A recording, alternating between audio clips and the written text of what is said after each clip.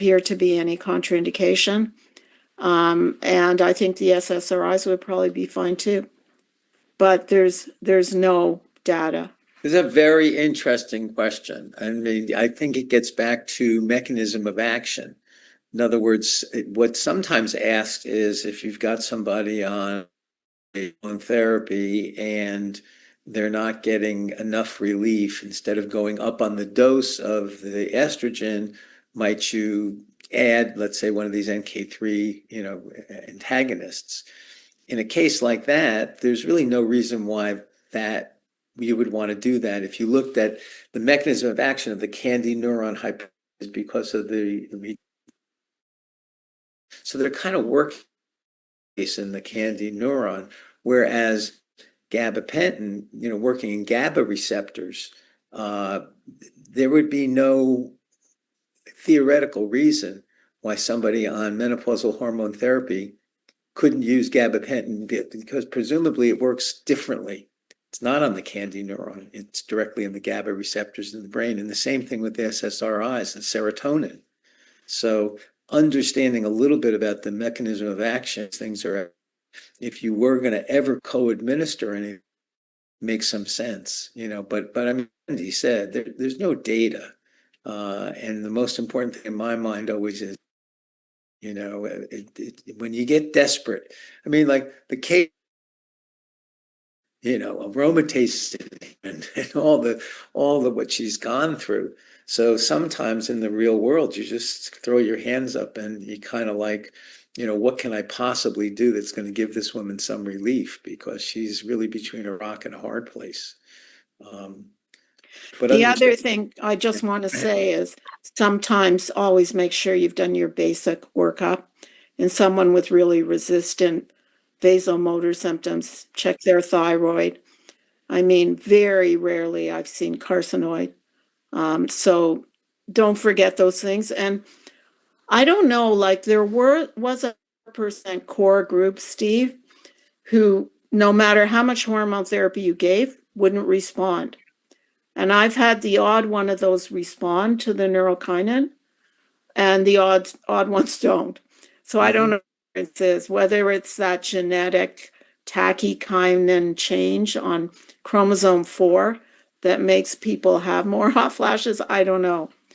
But I think there's a very tiny core group.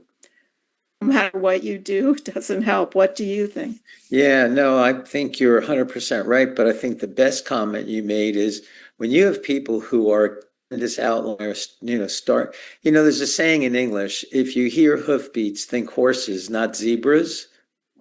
But by the same token, if you have somebody who really is acting very strange with what you expect, you do have to start to think zebras. And I've had a couple of cases of carcinoid that I picked up as well over my years. So not everybody who's having what appear to be flushes, 100% of these people, especially if they're not responding to things that everybody else seems to respond to, you do start to wonder about, are there other causes? So I think that was an important comment. Who's next? Agnes Eska. Hello, I'm living in China, and we have totally different regulation here. We don't have Fezolienant because seems to be not registered because it's not working for the Chinese woman. As well, SSRI can be prescribed in China only for the depression, nothing with this one. That's why we are quite limited here with the medication. But I would like uh, I have a question about lifestyle adjustment, and I don't think so that we are talking about this one enough, especially for the ladies after 40, because I would like to talk about more about and to pay more attention for the prevention hot flashes, which is as well connected with the diet and lifestyle and the weight. Then later on, put ladies to help them to lose weight. There's any data that we can say that losing the weight before perimenopause and menopause, like about 40, helps to reduce the symptoms later on. Well, I think I presented the data that there is. It will help a little bit. There is some data for women in the perimenopause, But if you have someone who really has terrible flashes, I don't know. I'm not convinced that it makes a huge difference because I've seen many thin women who have very bad flashes, and particularly the ones that start early, like in the perimenopause and early, like in their late 30s. They actually probably have a vascular risk of some sort and a difference in their blood vessels.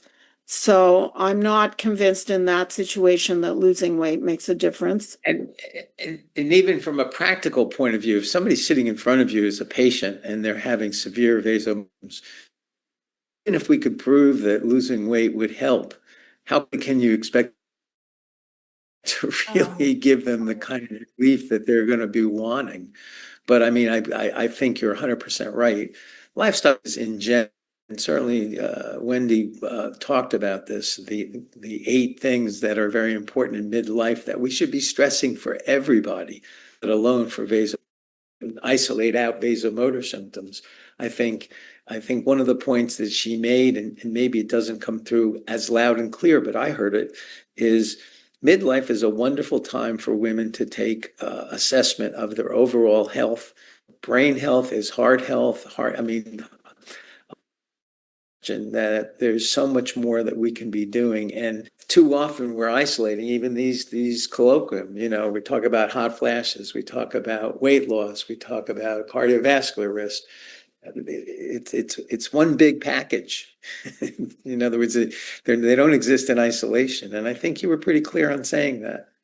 I have Marianne and then Sophia. We've got just a few more minutes, so let's move on. Marianne? Thank you, Professor, for a nice talk. And my question is quite short. At what age range do you use the fezolinetant or linsannetant? Because I think the studies were on postmenopausal women. Do you give them in perimenopause? And at what age do you think it's okay? If a woman comes to me and she's 65 and she has hot flushes that bothers her, is it okay? I think that's perfectly fine. Yeah.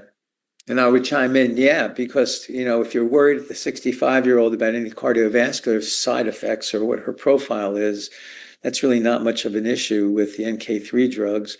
In terms of perimenopause, clearly there were some people who slipped into those trials who were perimenopausal, because if you look at the inclusion criteria, you only had to be 6 months of amenorrhea and have an FSH greater than 40. So there will be some perimenopausal women like that. But I do think that if you think about the mechanism of action that they've taught us, if this is what it is, with the reduction, the removal of estrogen, allowing hypertrophy of the KND neuron, if a woman is still making estrogen and realizing in perimenopause, at least early on, 45% of women have elevated estradiol. So I'm not sure that the use of this, we don't have time to get into. I happen to think that straw plus 10 division into early and late perimenopause is one of the worst things we ever did. In other words, they could not be more different. For many women, late perimenopause is really menopause. I mean, they just haven't gotten to 12 months yet. And for many early women, they have elevated levels of estradiol, yet they both have that perimenopausal label. If you look on Instagram, every woman alive thinks that everything that she's experiencing is from perimenopause. So I don't want to get into that, but certainly your question about 65-year-olds, this would be ideal if you still got that woman. Sophia, last question. Thank you. I was going to ask the same as Elisabetta, but since we are talking and I heard you talk a lot, and I'm so grateful, Dr. Goldstein, that you come up with the idea of everything that is put out in the market with supplements. I'm in Guatemala City. We don't have a lot of treatments available, and definitely we don't have the regulations as well, especially for the part of supplementations. And it's a wild west over here, and everybody's getting on Instagram whatever they can, and they are trying out anything that will remotely help them. I just want to ask, from your experience and the professor experience as well, how do you approach with the patients the fact of what they are buying when you see that there are not so much regulations and there might be some warnings, but you don't want to you don't want to be like you're doing something wrong, because we know that they don't have a lot of options as well, or they cannot pay for the treatment. How can you approach this on your experience?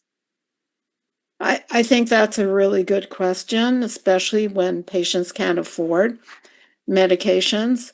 Um, However, I do feel an obligation to provide scientific validated information because it's not being provided anyplace else.